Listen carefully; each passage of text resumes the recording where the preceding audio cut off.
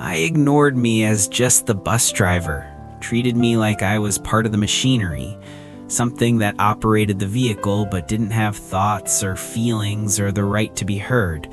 And I sat in that driver's seat, hands on the wheel, watching everything unfold in my rearview mirror. And what none of those passengers knew was that in less than 20 minutes, police were going to board this bus, and everything they thought they knew about me was going to shatter. I'm 44 years old, been driving city buses in Boston for 16 years now, and I have short, dark brown hair with gray creeping in at the temples, a few days of stubble on my face because by the time I get home from my shift, I'm too tired to care about shaving, and my skin shows the wear of years spent behind the wheel, lines around my eyes from squinting at traffic, a permanent tiredness that no amount of sleep seems to fix, and I wear the standard uniform, dark blue shirt with the Transit Authority logo, a functional jacket that's seen better days, and everything about me is clean but worn, like I've been doing this job long enough that it's become part of who I am. That afternoon, I was driving the Route 28 through downtown, the busiest line during rush hour, and the bus was packed, standing room only, people pressed against each other, irritable from long work days and the humidity that made the air inside feel thick and oppressive. And around 4:30, we stopped at Copley Square, and a young woman got on, college-aged, wearing expensive clothes and carrying shopping bags, and she tapped her card at the fare reader and it beeped red, insufficient funds. And I said politely, "Ma'am, your card didn't go through. You'll need to add money or pay cash." And she looked at me with annoyance and said, "That's impossible. I just loaded it this morning." And I checked the screen, showed her the balance was zero, and said, "Would you like to pay the fare another way?" She huffed, pulled out her phone, started tapping at it aggressively while blocking the doorway, and after about 30 seconds she said, "This is ridiculous. Just let me on. I'll pay later." And I said calmly, "I can't do that, ma'am. Everyone has to pay the fare." And her face went red and she said loudly, "Are you serious right now? You're gonna hold up the entire bus over $2? And other passengers started shaking their heads. One man said, "Just let her on. We're all gonna be late." And I felt them turning against me. And she finally threw 2 crumpled dollar bills at me, literally threw them so they fluttered to the floor, and said with contempt, "There, happy now?" and walked to the back without waiting for a response.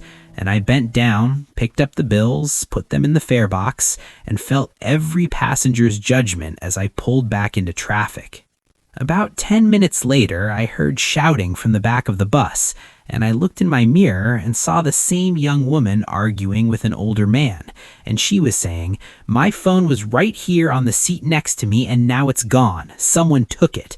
And I felt my stomach sink because I knew what was coming, and sure enough, she looked toward the front of the bus, looked at me in the mirror, and said loudly, "The driver did it. He's been acting weird this whole time. He was angry that I didn't want to pay. He must have taken it when I wasn't looking."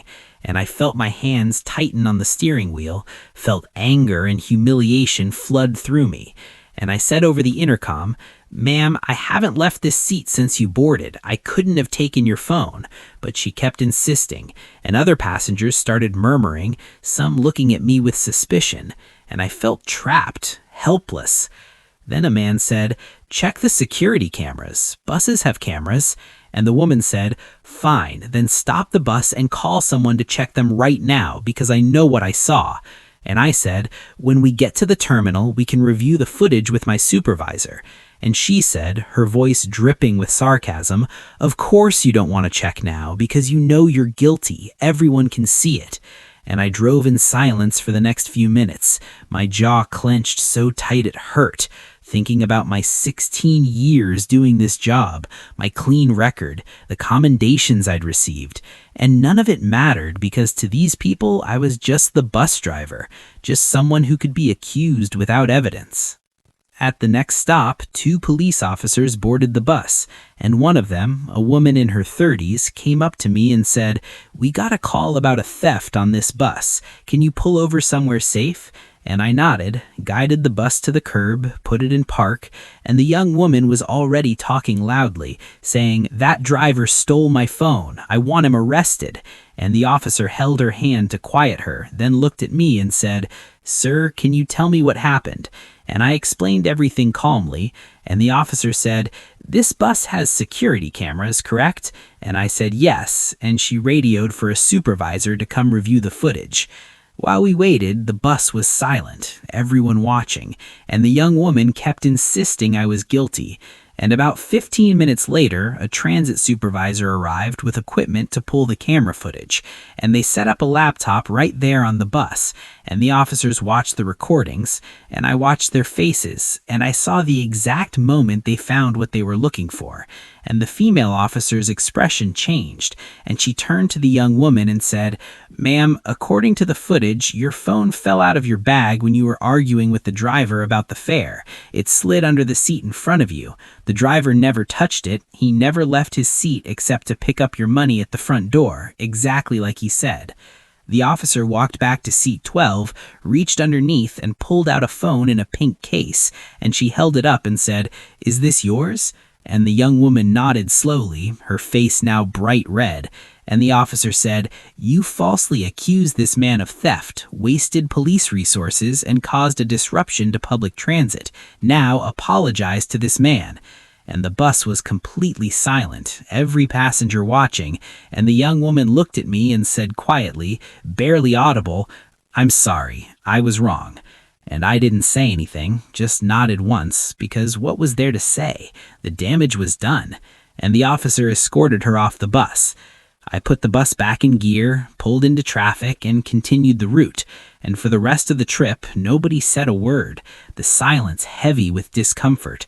And a few passengers got off without making eye contact, and one older man stopped at the front as he was leaving and said to me, "I'm sorry that happened to you. That wasn't right."